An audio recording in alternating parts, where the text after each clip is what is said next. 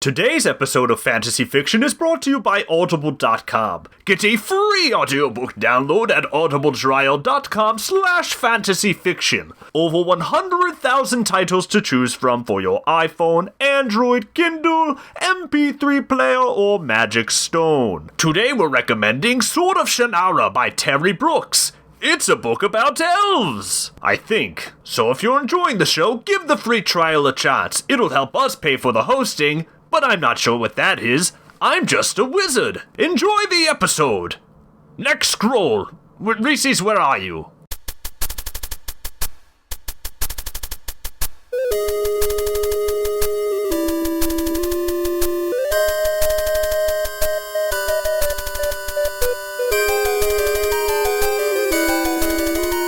Hey everybody, welcome to Fantasy Fiction. My name is Dominic. My name is Josh. And today we are telling tales, threads, stories, yarns about Succubus is Succubi? Succubi. I wrote Succubi a lot.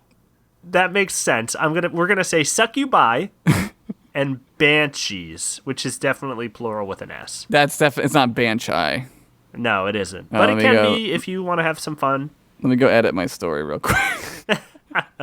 But before we get into those, Josh, tell me what you did this week. I watched Willow this week again.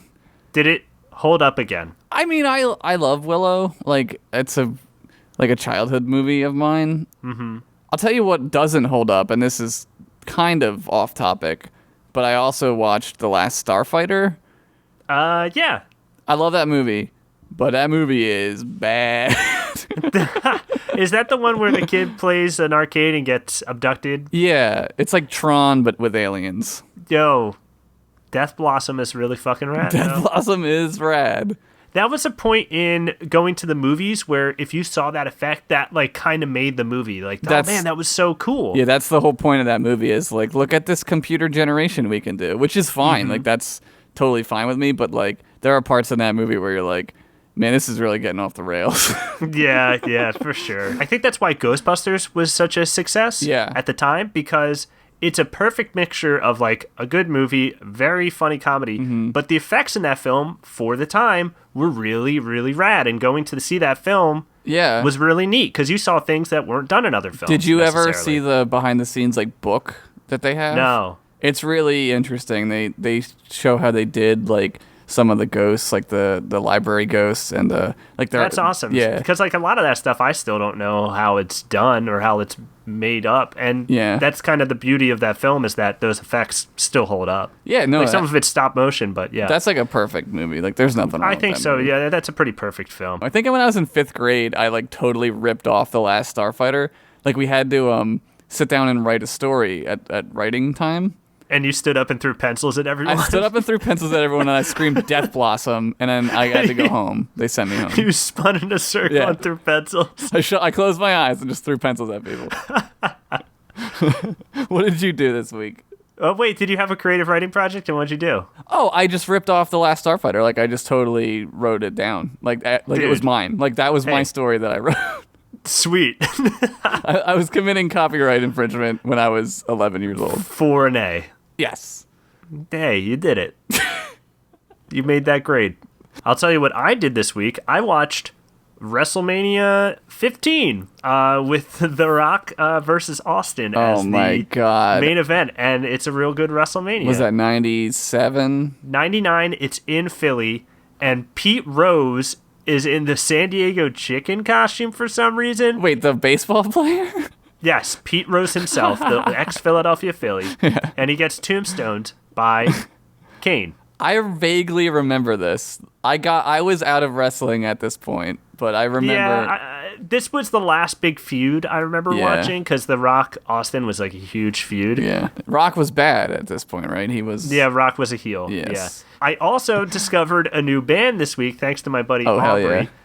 He introduced me to American Sharks, and I've been going through a stint in my music where I just kind of have the same CDs and like stuff on my iPod that I've been going through, and it's a matter of like picking out and settling with what is on there. So I listen to American Sharks, and they sound exactly how you think they're gonna sound. They're like kind of like they're heavier, but they're like party punk metal. Yeah, and it's a lot of fun. I'll check them out. I ordered a grinder off of them because it has a goblin's face on it, and I was like, I fucking want that. I was looking on ThinkGeek and I thought of you because they were sold out of the Hobbit pipes. Dude, I saw that. And I was like, man, I really want one now. Like, I saw it and I was like, man.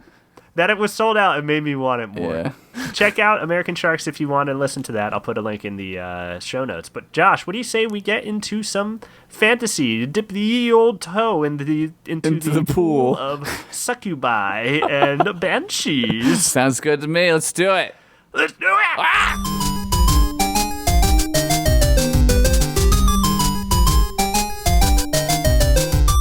Are you ready, Dom?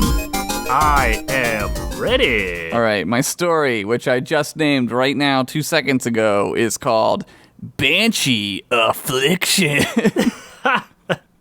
Like tap out stuff? Yeah, yes.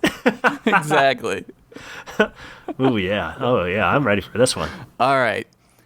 All of Daranos would be hard-pressed to remember a more raucous celebration. Not in 1,000 years, in even the most popular mead halls, the most savory steakhouses, nor the most famous fuckfests had a party or night as butt-fuckingly crazy been seen. Yes, it was a night to remember, and it was Sid the Troll Rogue's bachelor party. Damn, he's getting married? I can't believe that. It's crazy, right? I'm shocked. What a character twist. He's getting shacked up. Yeah. Towns were advised to lock up their wives and comely maidens, lest Sid and his merry band of revelers charm the very virginity right from their crotch holes. Daranos was on motherfucking lockdown, and the A#1 Dukes of Daranos were on pussy patrol.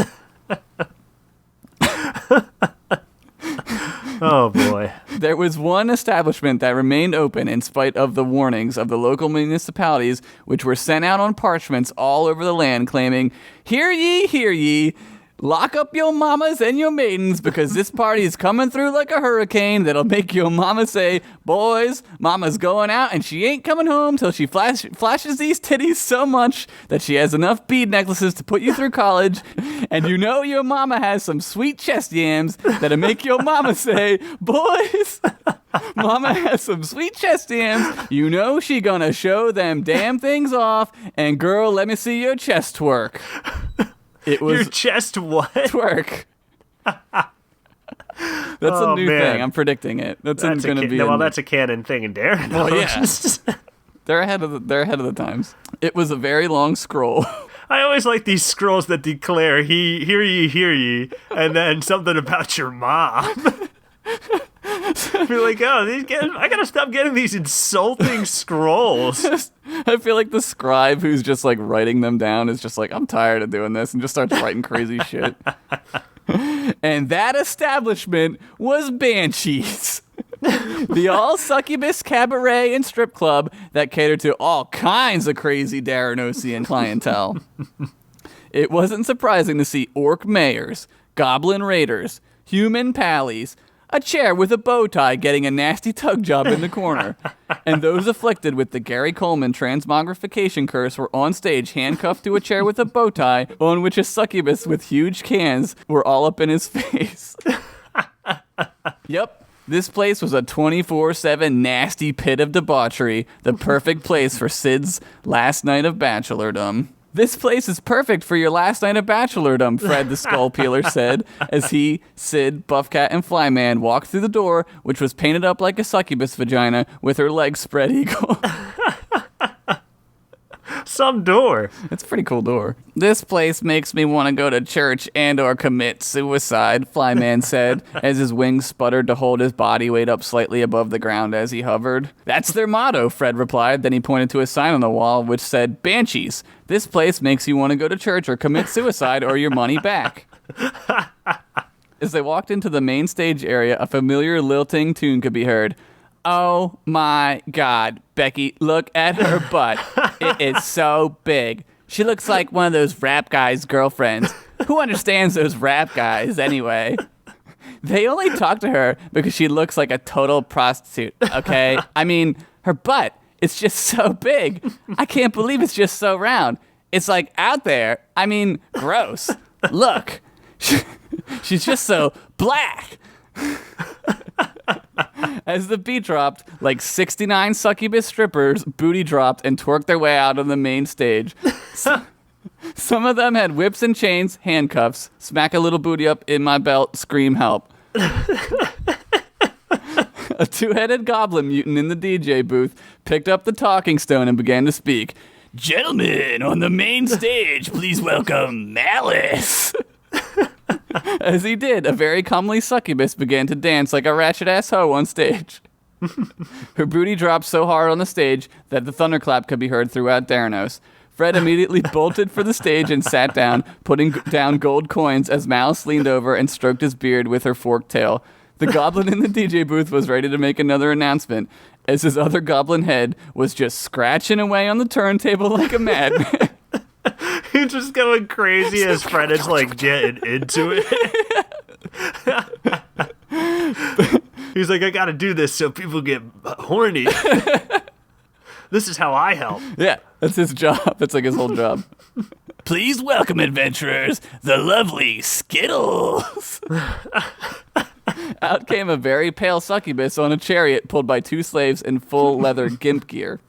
Oh, God. She used two whips to whip crack the air, and they pulled her out to the stage. She did a double backflip off the back of the chariot and began dougieing so hard. One slave pulling the chariot burst into flames, collapsed on stage, and started doing the sickest breakdancing routine anyone had ever saw.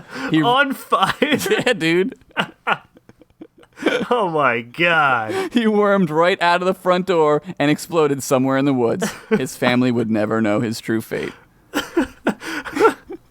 Nor would they want to. Right. That's like in the military, they don't tell you like how you die, how your like kid died, you know? Oh, man, it just got real dark. Oh, my God. Oh. Sid, Buffcat, and Flyman sat at a small booth in the back of the establishment. A succubus waitress with just the nicest chest butt came up to the table. What do you boys like to drink? She said as she pet under Buffcat's chin. He loved it and purred. Aww. Mew, he said. 3 Darano sunrises coming right up, and she walked off. After a moment, she returned with 3 drinks that were glowing orange. Fred soon came up to the table and sat next to Sid in the empty spot of the booth. Well, I'm out of money, he said. He raised his coconut drink up for a toast. To Sid, the best friend a guy, a huge muscles cat, and a horribly deformed fly monster could ever have. They toasted. I hope your wedding goes without a hitch, he continued. It's not really a wedding, Sid replied. It's more of a commitment ceremony to promise each other to bone on the reg. Ain't that the truth? It's kind of just like what a wedding is anyway. Yeah. Let's cut the crap. Buffcat raised his Daranosian sunrise in preparation to make a toast himself. Mew, mew, mew, mew, mew, mew, mew, mew, mew, mew, mew, mew, mew, mew, mew, mew. Fred wiped a tear from his eye. Buffcat, that was beautiful, he said as 2 succubi strippers walked by, pointing at Flyman's crotch and began giggling and covering their mouths like Japanese schoolgirls. Damn, they gotta do that to Flyman? Dude. King of Sadness. Oh, poor guy. I wish I were double dead, Flyman said. Just then, all the lights in the place turned to red strobe lights and the announcer boomed over the talking stone. We'd like to welcome our special guest for the evening, Sid the Troll Rogue. As he finished, an army of succubi fiercely walked over to Sid and cracked their whips. As they did, all kinds of crazy shit went down. The music turned dark, like church music, but with a killer bell solo to go with the sick double bass drum. Damn. A giant stuffed succubus dropped from the ceiling, landing in Buffcat's lap. It was full of wizard weed, and Buffcat was immediately incapacitated. He rolled around with it on the floor, rubbing his face on it and kicking it with his back legs. Oh my God. Fred tried to reach for his sword, but was knocked unconscious when a succubus hit him over the head with a magnum of champagne. Damn. Damn! Flyman was getting over those two strippers laughing at his tiny penis, so he was useless as usual. The succubi cracked all their whips at once and tied up Sid. "What the shitty shit is this shitty shit?" he yelled. Just then, a familiar voice could be heard cackling in the back of the succubus stripper horde. The ranks of hot-as-fuck succubi broke, and there stood a very tall, very nude, hot-as-fuck succubus with like 34 double Ds. Oh, man. "Oh, Sid, some things never change," she said.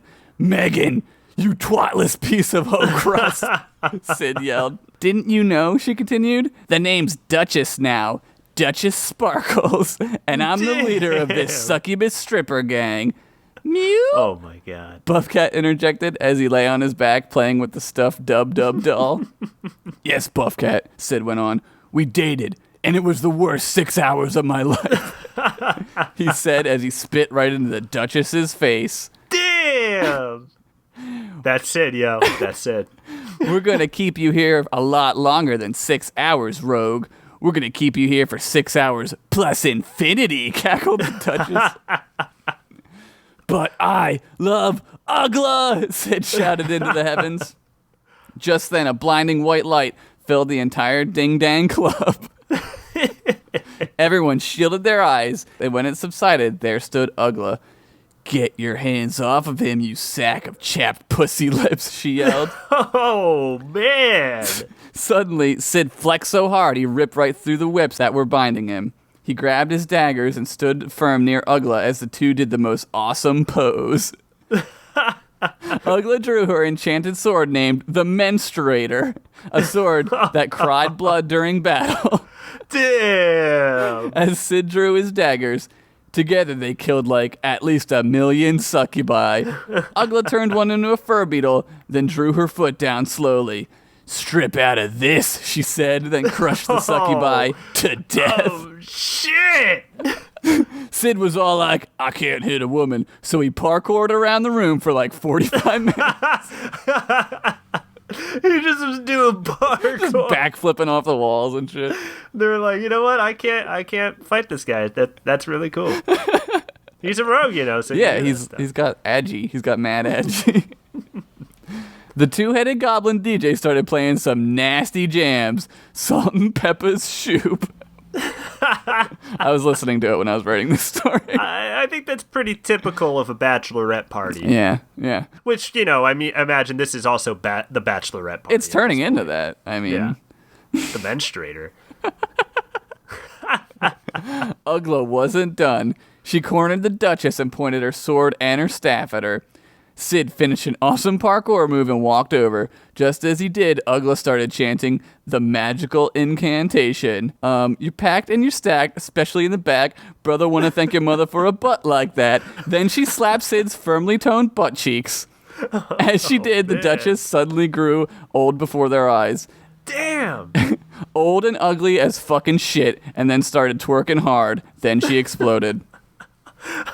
I imagine that twerking was not comfortable with saggy 36 double Ds. It was probably very uncomfortable to watch, too. It was probably like a lava lamp. That's a Simpsons joke. That's a Simpsons joke. I wouldn't have known. I didn't know that one. You could have just stolen it. I'd have been like, yeah. No stealing. No stealing. "Why don't we just do the ceremony here?" Sid said as he watched the bits of succubus float down from the ceiling. "Flyman, you're officiating." Flyman and his tiny dick floated over. "Do you take Ugla to be your..." "Oh, what's the use? You're probably going to get divorced anyway." Oh my God. Flyman, no, you've got to stop saying stuff like that. "Flyman, you still got it." "I do," Sid replied. "Ugla, do you blah, blah, blah, blah?" "I do. I promised to bone him on the reg," she said. Then they mamboed number 5 into the night. Finn. Oh my God, Josh. Ugla and Sid got hitched. They're hitched. In this adventure of debauchery. Yes. And sin. And close calls. Close call.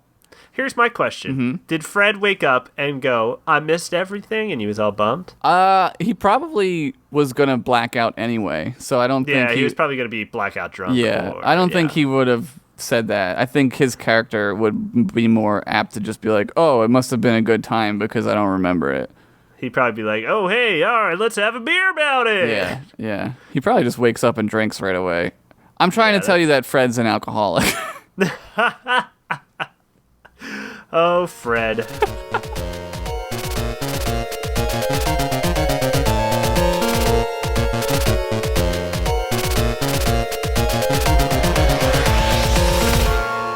All right, Josh, this tale is called The Trials of Flesh. Oh my god.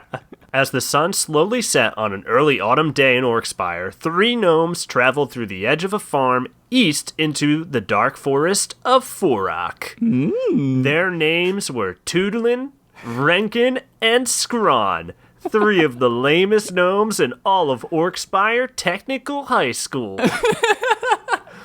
It was widely known that these 3 went on countless coming-of-age adventures in an attempt to seem cool at school. It never worked, and even made some people hate them more, especially that time they started that band, Pink Slug Beast, and got to perform at the Necro Prom, but none of them knew how to play their instruments, so they were cursed with butt breath for an entire month.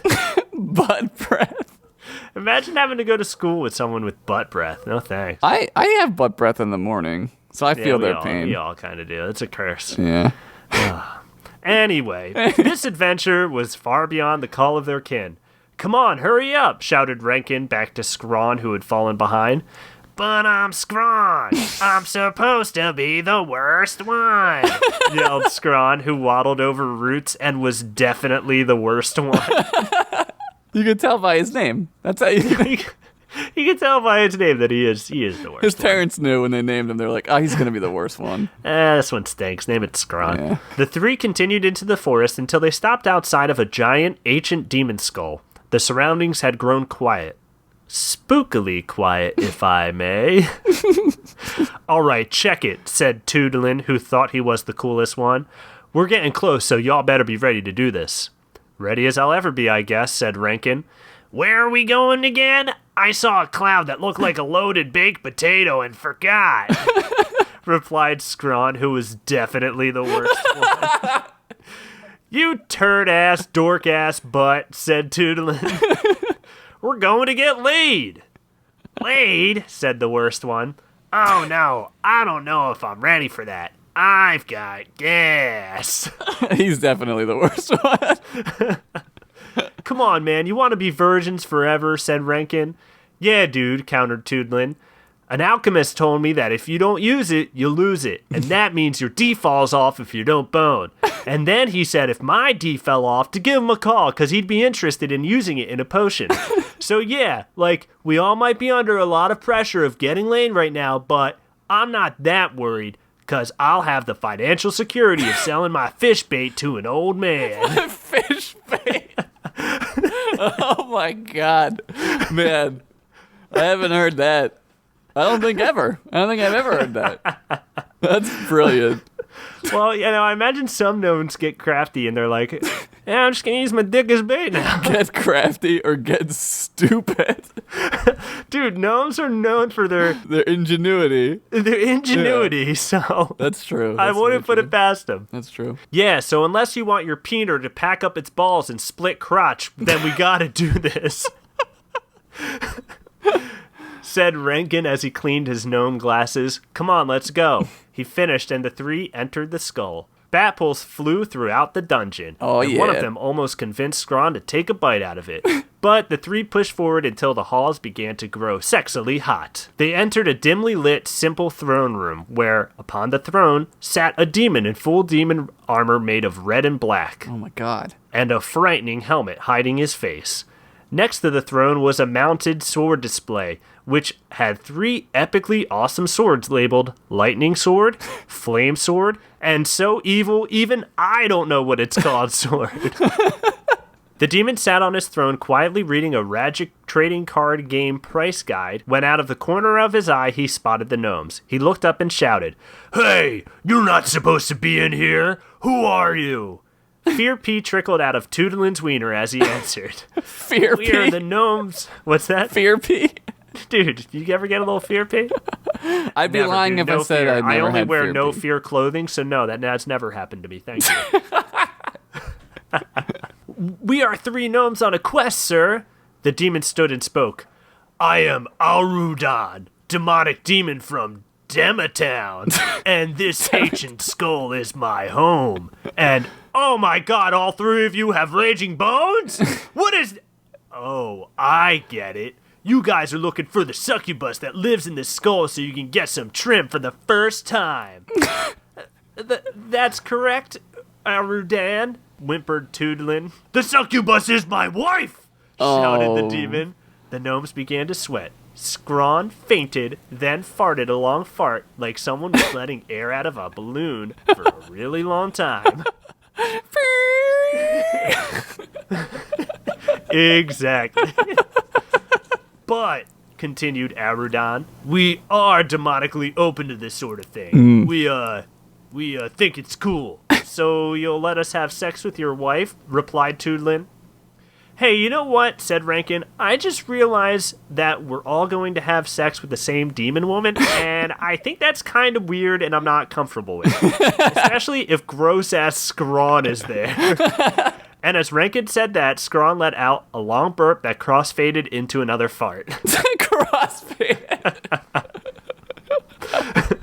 Silence! Shouted Arudan. If you wish to lay with the succubus, a.k.a. my hot-ass, fine-ass, make-your-ding-donger sing-songer's wife, you must complete the trials of manhood. And as he said that, fire shot out of the ground as banshees flew throughout the cave, screaming God. like King Diamond, and everyone's pee-pee went inside their bodies for a little bit like a turtle.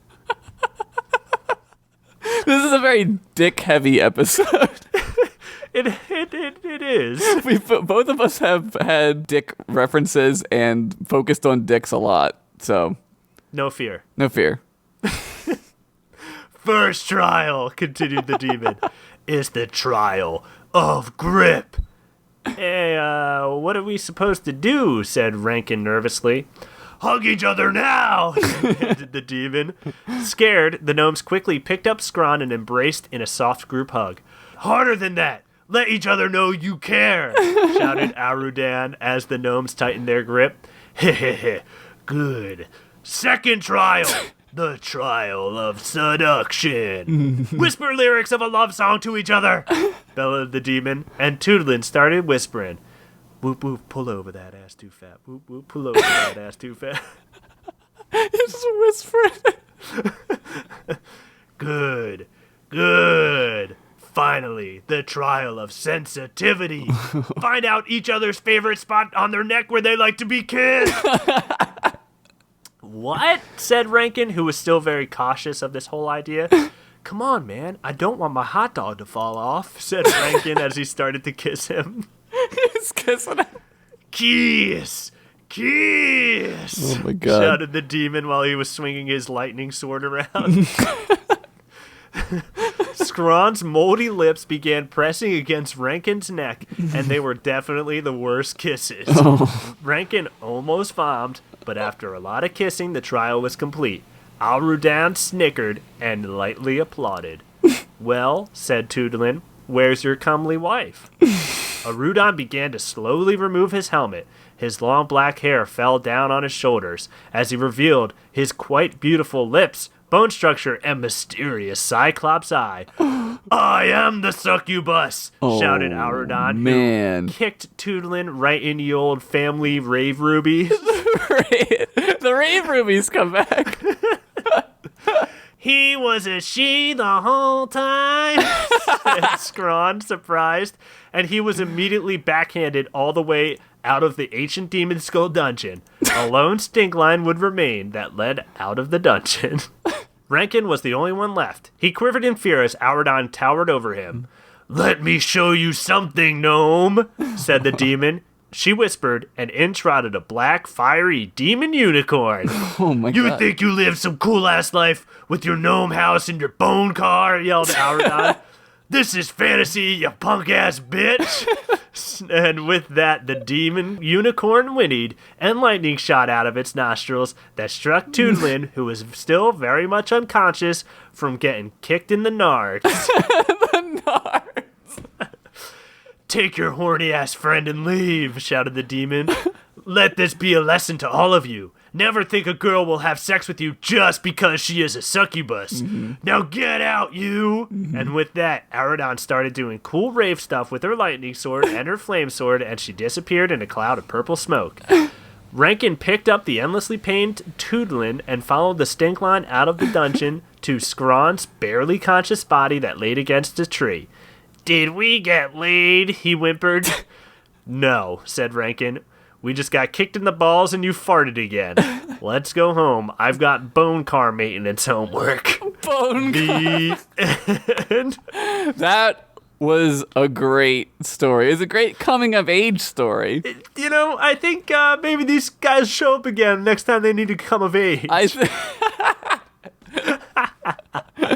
like how both of our stories were very 80s movie. They were very 80s movie this week, which I'm totally fine with. I love it. It was a great story. I love it. Thanks, man. I like the terrible one. The worst one. I like how you just started calling him the worst one. Like you didn't even have his name at some points.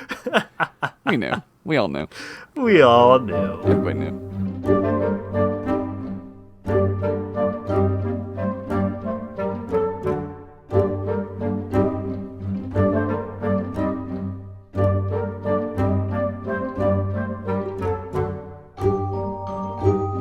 Hello, everybody. This is Reese's the Wise, and this is old Snickerdoodle, and welcome to another edition of Chamber of Knowledge. Gnosis. We are wizards, we can pronounce them however we want, whenever we want. Fast scroll! Fast scroll. We are getting into it early. I have a date. I do not want to keep you from that, because you might, get to like third and a half base. I've seen fourth base on an RC ball once, but after that I'm kind of lost. So if you get a call from me on my wizard stone, on your wizard stone, yes. that I hope you understand. I will try to help you. I mean, Maybe I can wear the wizard stone in my ear, and then on the date, you can tell me what to say. This is brilliant. This has never been done before. This is how we will trick people into loving us. Because love equals tricking people. That's all an illusion. First scroll. It's from @KyleRobinson36. He asks, worst thing to happen in history. We can say worst is relevant, so it's whatever, blah, blah, blah. It's okay. What's the worst thing that's ever happened to you in the history of you, Stickadoodle? Well, I'll say the worst thing that happened for me was when that god tried to enforce a sleeveless robe ban. You know I gotta floss my precious biceps and my Pantera robe. So, he was killed with a laser beam spell. Laser beam spell will kill you instantly. Do not tell me not to show off the guns. Welcome to the laser beam show. That's what I always say when you're walking around. You don't want to go there because when you go, you die from my eyes. The lasers shoot out of my eyes. How about you, Reese? I was thinking about Snickerdoodle, and I would have to say, when you lost my magical toenail ring, that was the worst thing that's ever happened to me. Hey, look, I threw it out. I did not lose it. I know where it went. It went in the trash. I just can't believe. I mean, it was really magical. Well, I know, and that's why I had to get rid of it. Do you think I want to wield that power in this realm? I thought maybe you could at least try, for me, your old friend Reese's. And you didn't tell me it was magical. You said it was candy and I had to lick down and eat it all and swallow your gross toenail. That's why I threw it out, you weirdo. Well, I needed a good laugh. Real magic is laughter. Next scroll. Next scroll. At Oh That Knew Me asks, what are the greatest exports of your lands, assuming there is a trade that happens between the two? Yes. How about you, Reese's? What is the greatest export in Daranos? I would say poetry is a good one, and that tired feeling you get after you're done jizzing. All of that comes from Daranos. So you've exported that onto us. Yes. Well, thank you, because sometimes you can't sleep, and then you jay, Exactly. and then you fall right to bed. That's why we invented it. That's just a strategy some people take. Some people take, like, sleeping medicine, or they cast a sleeping spell on themselves. I just jerk off. I just jay off. J&O is a sleeping spell. J&O is A-OK. Well, in Daranos. In Orkspire. In Orkspire, the greatest export is throwing daggers with tassels on them so they look cool when you throw them. You can even get them in red, white, and blue, aka the colors that don't run. They fly. That, my friend, is canon. Next scroll! It's from @AdamSavitt. He asks, I'm looking to pimp out my own chamber of knowledge. Any tips on what kind of wizard swag I should procure? Good question. That is a good question, because you always want to keep it swaggy, as no one says. Well, not yet. You know, in Oakspire, they sell this longy yellow guy with dreads and a Rasta hat now, and those are cool. But see if you can get one with some wizard leaves on it, you know, so people really know what it means, you know? People know what you're into when they come to your chamber of knowledge, and that is very important. You need them to know what they're getting into when they're in your knowledge chamber. A man who collects stuffed fruit. Yes. Exactly. How about in Daranos? I always go with plenty of magical bones. You can never have too few magical bones. Lots of vials for heads and potions and amputated body parts. And books, because knowledge is power. You know, we like to joke around here on the Chamber of Knowledge, but that is some real knowledge for you. Especially books about, slaying your enemies. Those are always good. Speaking of books... Yes? Next scroll! Next scroll! At John Radkiewicz asks, what books are considered classics in Orkspire and Daranos? Yes. Reese's? Zolban's Guide to Monsters and Great Steakhouses / Brothels, Bonio and Juliet's Nasty Ass Booty, and of course, Super Fudge. Super Fudge is one of... It changed my life, let's just say that. That's a classic anywhere. In Orkspire, some classics are Murder, the book on murdering by Jared Bone Ripper, and The Very Spooky Skeleton by A.I. Skeleman. Those are good. Those are very good books. Can I borrow you a Very Spooky Skeleton book? Yes, but it won't be my fault if you can't sleep. Well, I'll just J.O. then, and it'll solve that problem. You can't solve everything by J&O, you know, I say that to you and you just don't believe Has me. anyone ever tried Snickerdoodle? I'll be the first. I'll let you know how it goes. Next scroll. Next scroll, Is it me? It's me this time. It is you. Go on, sir. Next scroll is Truman Reeves asks, since it's almost Valentine's Day, which I'm assuming is some type of day where people do things in your realm, what's the most romantic date two lovers could have in Orkspire or Daranos? Snickerdoodle. Well, I've got 2 words for you. Pizza blanket. That's beautiful. Think about that one, you non-wizard ass bitch. That's beautiful, Snickerdoodle. Yeah. Just name your children Old S. You know what I'm saying? Because I'll be responsible for you 2 lovers for tying the knot and making a baby. Yes, I mean, there'll be plenty of old S's running around, little ankle biters. You know what I'm saying? I hear that. In Daranos, where do I live? In Daranos, grinding your ancestors' bones into your favorite sword or teddy bear. We have shops where you can do that. They're called Bone-A-Bear workshops. I recommend you go do that with your special someone this Valentine's Day, or as we call it in Daranos, Heart Appreciation Wiener Vagina Day. That's what it is, Yes. right? Well, I remember you got me a Bona Bear last Hearts Appreciation Day. Yes. And I got to say, it is pretty good. I named him Chauncey. Chauncey. And, I really appreciate the thing you did. Well, you could give it to a friend, too. You don't have to, be romantically involved. But, it's a good date nonetheless. As a matter of fact, I think we should go to a Bona Bear workshop after this. And then we should also go do that pizza blanket thing you were talking about. I think that's wonderful. I'm going to make a Bona Bear with suspenders. I want one with a bow tie. Oh, and a mace. What are we doing here? Turn that thing off. Let's get the hell out. Go to the workshop, the mall, I think they call them in wherever. I think it's called. It's actually a dungeon. When you think about it, a mall is just a dungeon with all these rooms, and some are locked, and some smell weird. A dungeon of consumerism, am I right? Yes, most certainly a dungeon of consumerism. Some portions of the dungeons have names like The Wall. The Wall, yes. That sounds like a torture device. Yes, you know what? There's also the Deb.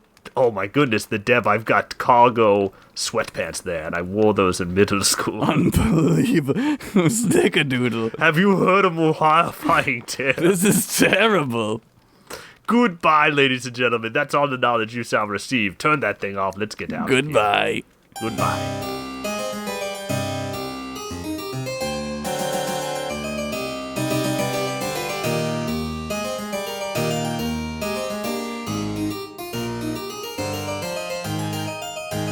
All right. Well, that was more information from those turds. Yeah. I don't know. I feel like each week, we kind of just, you and I just, are more and more ashamed by them. We have to apologize every week. Well, I'm into getting a Pantera robe with the sleeves cut Sleeveless, off. yeah. So, that's just me. But, hey, before we go, we want to say thanks to Bane McGowan, who drew a great Flyman piece, Danny Saya and Ryan Jampol for drawing Ursula and Clip Clop from Zane's story last week, who was a special guest. We want to thank Simon Fisher for the boned again skeleton from the swamp. And also The Best, who appeared in the fairy story. And that was by Austin Farrar and Kat Michelle Diorazio. So thank you guys so much for sending those in. We're always super flattered when we see this kind of stuff. And also, finally, thank you to Mac Peralt, who provided that great new harpsichord theme that is some new transition music. So thank you very much. We'll put a link to his SoundCloud in the show notes as usual if you want to check it out, download it, or just check out his other work, which you should. But thanks, everyone. And also, I just wanted to make a point and say, if you send in fan art, go ahead and send us your blog or mention your blog so we can feature that when we share it with the art. Because we want to give you your dues because you did a really cool thing and we want people to check out your stuff. Yeah.